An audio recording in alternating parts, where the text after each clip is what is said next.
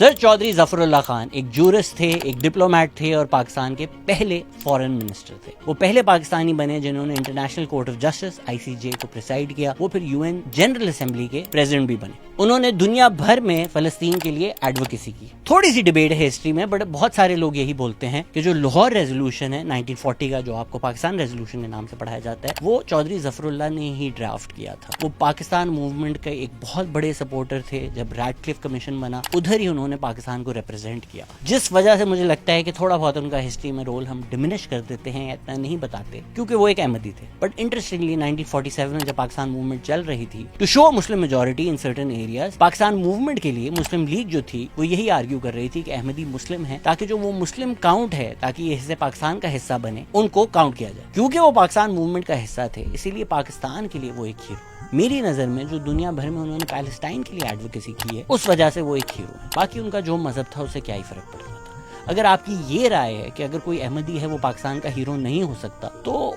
थोड़ा बहुत सर्च करें, अल्लामा इकबाल की हिस्ट्री देखें, शायद कुछ चीजें आपको पता चले।